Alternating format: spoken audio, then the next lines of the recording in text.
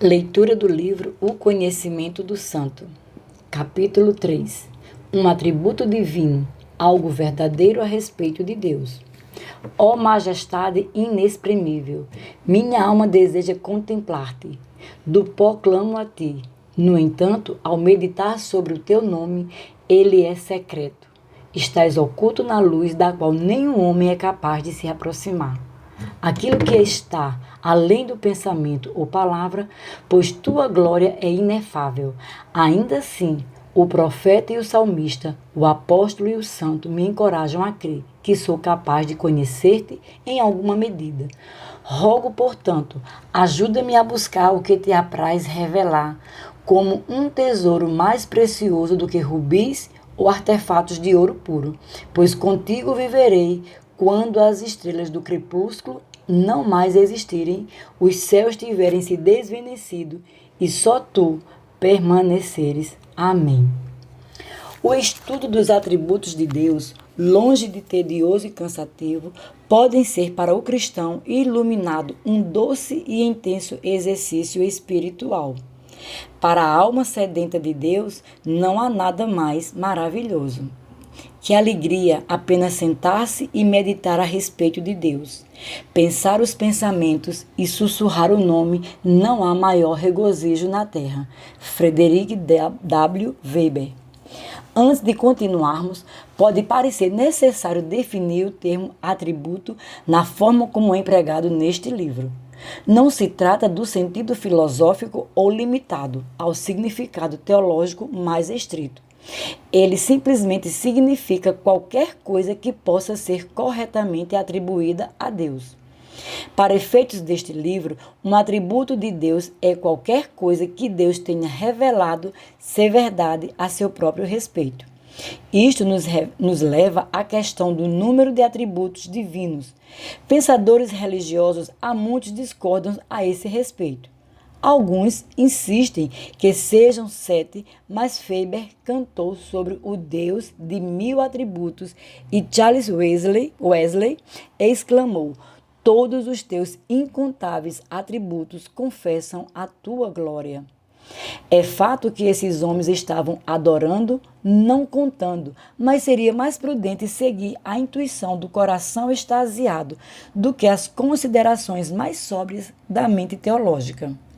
Se um atributo é uma verdade sobre Deus, podemos deixar de lado a ideia de enumerá-los.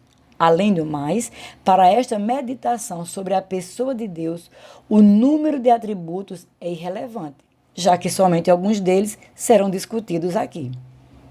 Se atributo é uma verdade sobre Deus, é também algo que somos capazes de compreender que seja verdadeiro sobre Ele. Deus, sendo infinito, deve possuir atributos que somos incapazes de conhecer. Um atributo, na forma compreensível para nós, é um conceito mental, uma resposta intelectual à autorrevelação divina. É a resposta a uma pergunta, a resposta que Deus dá às nossas interrogações a seu respeito. Como Deus é? Que tipo de Deus Ele é? Como devemos esperar que Ele haja a nosso respeito e em relação a todas as criaturas? Tais questões não são meramente acadêmicas. Elas tocam as profundezas do espírito humano e suas respostas tangem a nossa vida, nosso caráter e destino. Quando são feitas com reverência, buscando resposta em humildade, é impossível que não agradem ao Pai que está nos céus. Pois Ele deseja que nos ocupemos em saber e amar. Escreveu Juliana, até que venha o tempo em que seremos completos no céu. Pois de todas as coisas, o contemplar e amar ao Criador diminui a alma aos seus próprios olhos, preenchendo-a com temor reverente e verdadeira mansidão, e com abundância de amor aos seus irmãos em Cristo. Deus dá resposta às nossas perguntas. Não todas as respostas, certamente, mas o suficiente para satisfazer nosso intelecto e arrebatar o nosso coração. Essas respostas estão na natureza, nas Escrituras e na pessoa de seu Filho. A ideia de que Deus se revela na criação não é muito defendida pelos cristãos modernos. No entanto, é apresentada na palavra inspirada, especialmente nos escritos de Davi e Isaías no Antigo Testamento e na carta de Paulo aos Romanos no Novo Testamento. Nas Sagradas Escrituras, a revelação é mais clara. Os céus proclamam a tua glória, Senhor. Em cada estrela brilha a tua sabedoria. Mas quando os nossos olhos contemplam tua palavra, lemos teu nome em linhas mais claras. Isaac Watts. É igualmente parte sagrada e indispensável da mensagem cristã que o inteiro brilho da revelação veio pela encarnação, quando a palavra eterna se fez carne para habitar entre nós. Ainda que Deus tenha nessa tripla revelação enviado respostas às nossas perguntas sobre Ele mesmo, as respostas não são discerníveis à primeira vista. Devem ser buscadas em oração, longa meditação na palavra escrita e esforço sincero e disciplinado. Por mais que a luz brilhe claramente, somente pode ser enxergada por aqueles que estão espiritualmente preparados para recebê-la. Bem-aventurados são os puros de coração, pois eles verão a Deus. Se quisermos pensar corretamente sobre os atributos de Deus, devemos aprender a rejeitar determinadas palavras que certamente irão invadir a nossa mente, tais como traços, características, qualidades, palavras que são corretas e necessárias ao fazer referência a criaturas, mas completamente inapropriadas em relação a Deus. Devemos abandonar o hábito de pensar no Criador como pensamos em suas criaturas. Ainda que seja impossível pensar sem palavras, se nos permitirmos pensar empregando as palavras incorretas, iremos necessariamente acalentar pensamentos errôneos, pois as palavras que nos foram dadas para expressar os pensamentos têm o hábito de extrapolar sua devida função e acabar determinando o conteúdo do pensamento.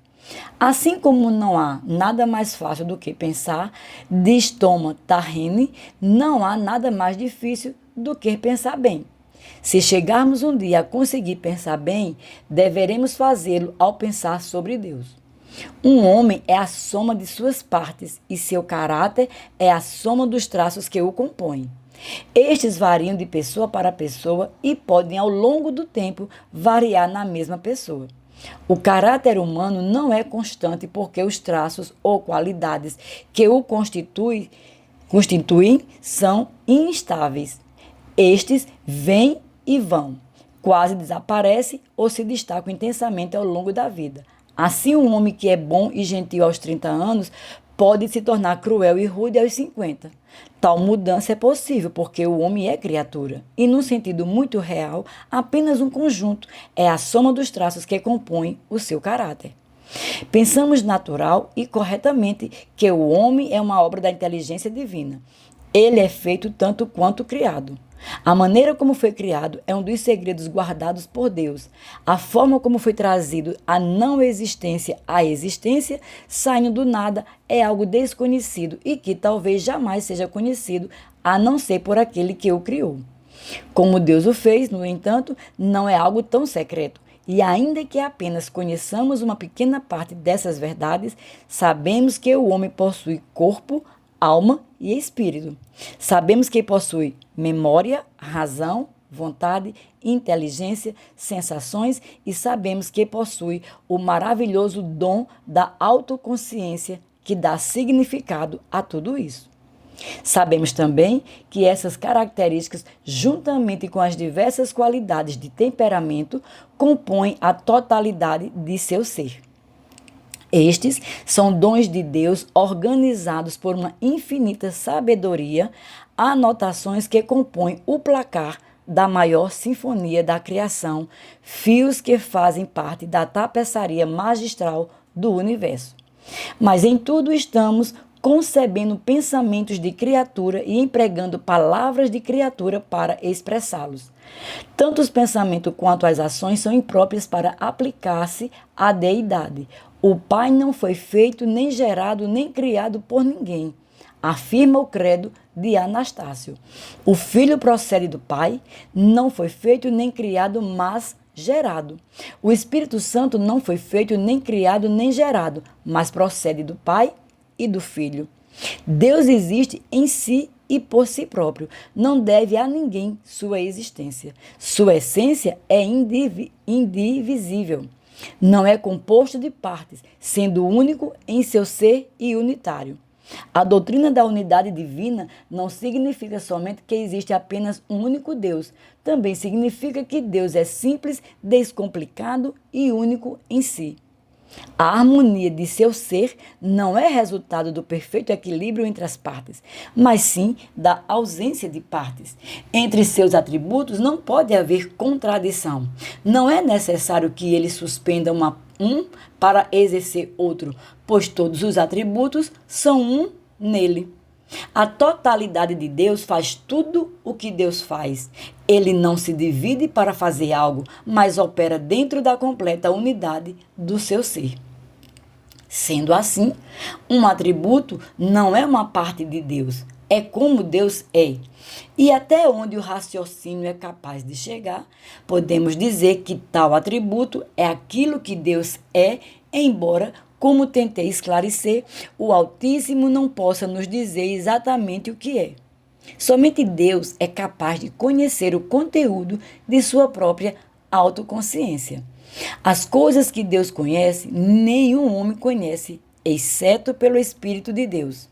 Somente um igual seria capaz de ser informado do mistério da deidade e pensar que Deus possa ter um igual e cair em um absurdo intelectual. Os atributos divinos são aquilo que sabemos ser verdade sobre Deus. Ele não os possui como qualidades, são aquilo que Deus é ao revelar-se às suas criaturas. Amor, por exemplo, não é algo que Deus tem e que pode aumentar, diminuir ou deixar de existir. Seu amor é sua maneira de ser e ao amar, ele simplesmente está sendo ele próprio. O mesmo se aplica aos outros atributos. Um Deus, uma majestade. Não há outro Deus além de ti.